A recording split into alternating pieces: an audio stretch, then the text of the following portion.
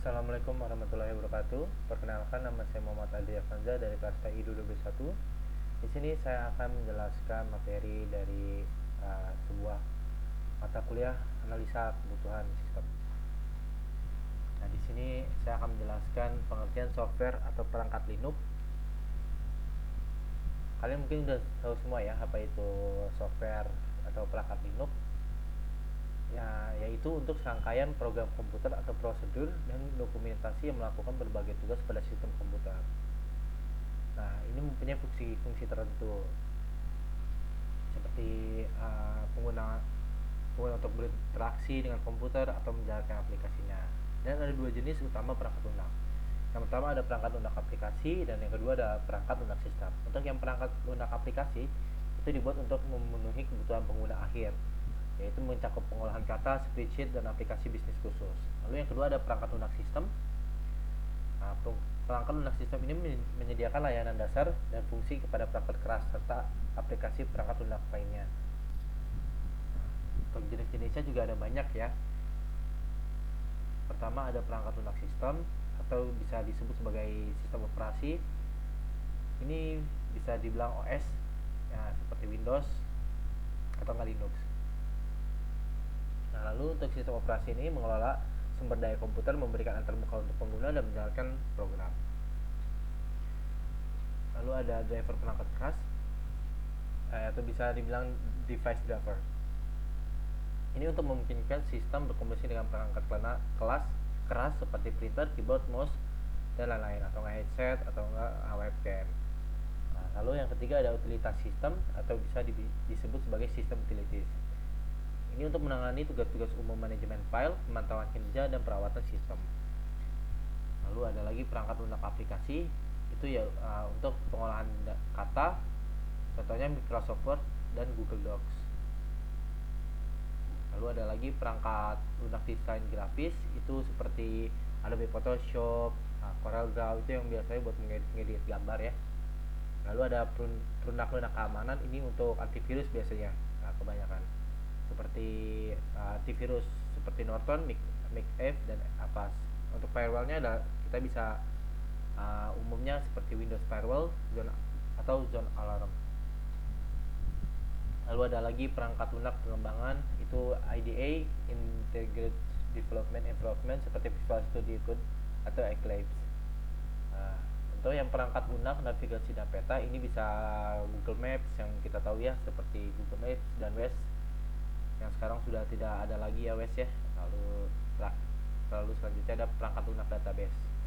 Ini biasanya untuk anak sistem atau enggak anak TI mungkin nggak asing lah, seperti MySQL, Oracle, itu biasanya dikategorikan sebagai perangkat lunak database. Lalu ada perangkat lunak hiburan, ini untuk menonton film-film atau menonton video. Nah, ini ada media playernya seperti FLC, Windows Media Player. Untuk aplikasi streamingnya juga ada seperti Spotify, Netflix, atau nggak YouTube. Lalu ada lagi perangkat lunak jaringan nih. Nah, lalu web browser ini ada Google Chrome, Mozilla, Microsoft Edge yang terkenal juga ya. Lalu ada perangkat lunak sistem cerdas, ini mungkin kita udah tahu ya, AI seperti Siri, Ghost Assistant, atau enggak Alexa. Lalu ada perangkat lunak open source, ini Linux operating system. Kalau Linux itu lebih mudah digunakan ya dibanding dengan Windows. Lalu ada jenis perangkat lunak menurut cara penggadaannya. Untuk perangkat lunak sendiri, dia dapat diklasifikasikan berdasarkan cara pengadaannya atau lisensi yang dimiliki. Nah, ini berikut contohnya. Untuk perangkat lunak proprietary, ini digunakan biasanya dikontrol oleh perusahaan atau individu tertentu. Ini biasanya dibeli ya. Kalau biasanya itu Microsoft dibeli dengan harga yang mahal. Lalu Microsoft Office itu buat yang seperti tadi, Microsoft Word, Excel itu dibeli di Microsoft Office. Lalu ada Adobe Creative Cloud. Lalu ada perangkat lunak yang kedua, ada perangkat lunak open source. Nah, ini dia memiliki kode sumber terbuka dan dapat diakses. Nah, jadi boleh dipakai secara gratis lah ya. Yang pertama ada Linux yang seperti yang kita tahu, lalu ada Apache HTTP Server, Mozilla Firefox itu gratis. Lalu yang ketiga ada perangkat lunak berbayar. Ini kita semua tahu ya, seperti Photoshop, Adobe Premiere itu semua dibayar per bulan atau per tahun bisa juga. Lalu ada AutoCAD, QuickBooks, lalu ada perangkat lunak freeware. Ini perangkat lunak dapat diunduh dan digunakan tanpa biaya. Meskipun gratis, hak cipta dan lisensi perangkat lunak tetap dimiliki oleh pembuatnya. Itu seperti FLC, Audacity, and 7zip. Lalu ada perangkat lunak shareware. Ini biasanya untuk mengekstrak seperti WinRAR, IDM. Lalu untuk yang keenam ada perangkat lunak berlangganan. Ini biasanya yang seperti tadi Microsoft 36. Untuk yang Microsoft Word, Spreadsheet, Microsoft Word, Microsoft Excel itu biasanya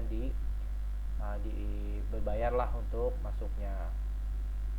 Lalu ada perangkat lunak abandonware. Ini perangkat lunak telah dihentikan pengembangannya dan pemiliknya tidak lagi menyediakan dukungan atau pembaruan. Untuk catatan sebenarnya biasanya pemiliknya tidak lagi menyediakan dukungan atau pembaruan. Meskipun demikian, beberapa orang mungkin masih bisa menggunakannya.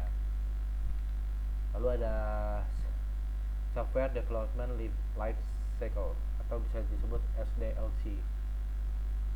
Apa sih SDLC itu? Itu adalah sebuah proses yang digunakan untuk merancang, mengembang, dan menguji perangkat lunak. Itu memiliki beberapa tahap yang dapat dibagi menjadi beberapa fase. Untuk yang pertama, planning udah pasti kan, karena untuk sebuah development udah pasti ada planning seperti perencanaan sumber daya, perencanaan jadwal dan kebutuhannya. Lalu ada analisis. Ini untuk mengumpulkan kebutuhan dari penggunaan dokumentasinya menjadi panduan selama seluruh siklus pengembangan. Lalu yang ketiga ada desain.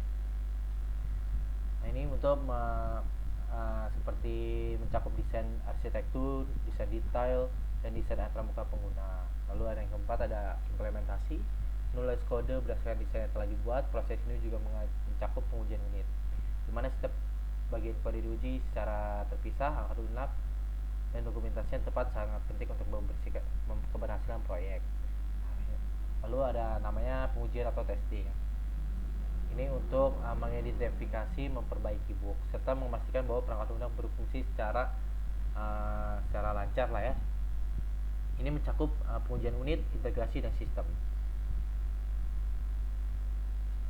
Lalu ada implementasi, deployment, membawa perangkat lunak ke dalam lingkungan produksi dan membuatnya tersedia untuk pengguna akhir. Lalu ada pemeliharaan. Itu biasanya digunakan secara rutin, lalu secara berhari-hari, lalu atau nggak per bulan-bulan ya. Lalu bisa di maintenance untuk membersihkannya lah, atau mencari kesalahan, atau ada memperbaiki kesalahan, atau memperbaiki bug. Lalu ada software development. Ini catatan pentingnya.